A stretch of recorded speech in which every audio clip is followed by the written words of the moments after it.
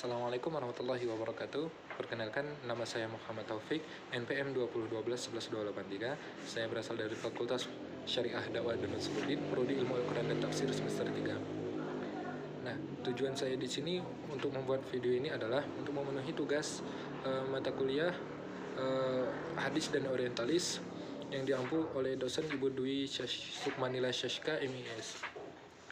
Nah, soal yang pertama yaitu jelaskan secara ringkas biografi para orientalis yang sudah kita pelajari. Nah, biografi orientalis yang sudah kita pelajari yaitu ada lima tokoh. Nah, yang pertama yaitu ada Ignaz Goldziher, yang kedua yaitu ada Joseph Sachs, yang ketiga yaitu ada John Ball, yang keempat yaitu ada Harold Moltke, yang terakhir yaitu ada Nabi Abbott. Nah, yang pertama yaitu ada Ignaz Goldziher.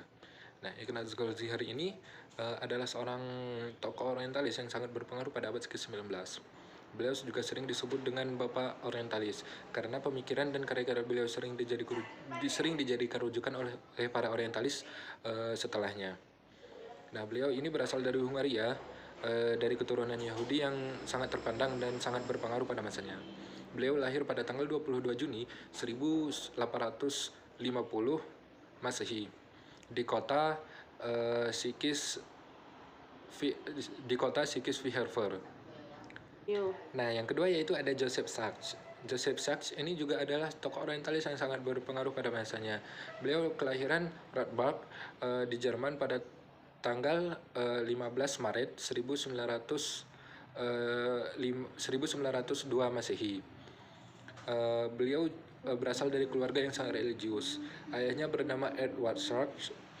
Beliau adalah seorang penganut agama Kristen Katolik dan juga seorang guru sekolah luar biasa.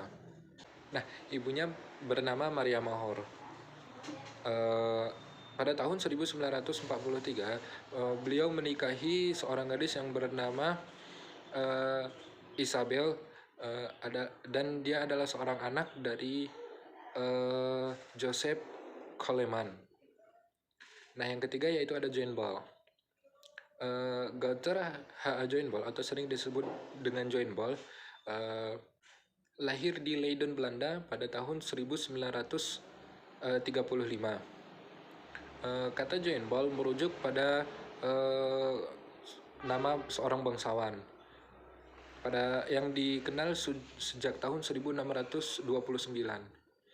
Nah, marga John Ball ini telah banyak berkontribusi pada dunia ketimuran. Nah, yang keempat yaitu ada Harold Moltke. Harold Moltke lahir pada tanggal 25 Agustus 1948 Masehi. Ayahnya bernama Gunther. Nah, ibunya bernama Bronhild. Moltke dididik sejak kecil sebagai seorang Katolik. Beliau juga pernah belajar di Humanistic Academic High School dan beliau melanjutkan pendidikannya di bidang perbandingan agama, studi Injil, studi Islam, dan lain sebagainya di kota Jerman dan Paris. Nah, yang terakhir yaitu ada Nabi Abbott.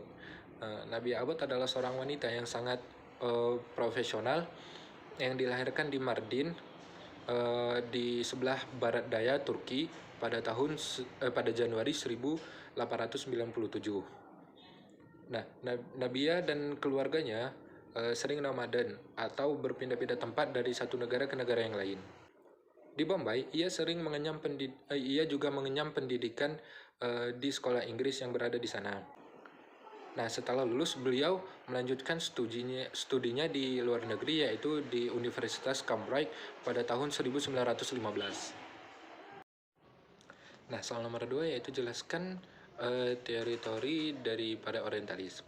Yang pertama yaitu ada teori projecting back, artinya yaitu proyeksi ke belakang. Maksudnya yaitu menganalisis hadis-hadis bahwasanya hadis itu bukan perkataan dari Nabi Muhammad SAW, akan tetapi perkataan daripada sahabat dan para ulama pada abad kedua dan ketiga Hijriah. Nah, yang kedua yaitu ada teori common link.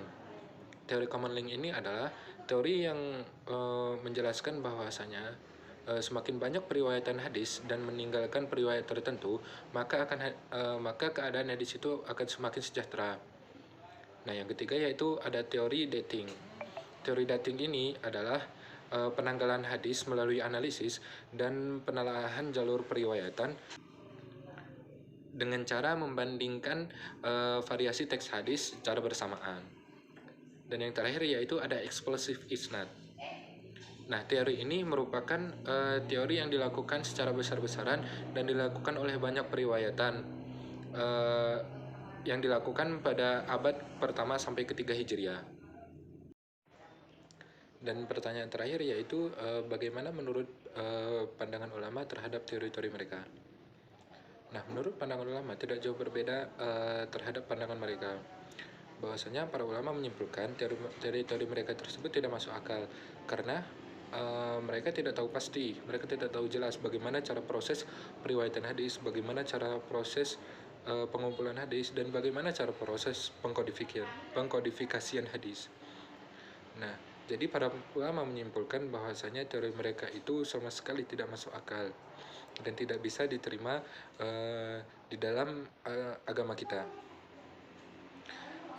Mungkin cukup sekian jawaban yang dapat saya berikan. Mohon maaf atas segala kekurangan. Wabillahi taufiq wal hidayah. Wassalamualaikum warahmatullahi wabarakatuh.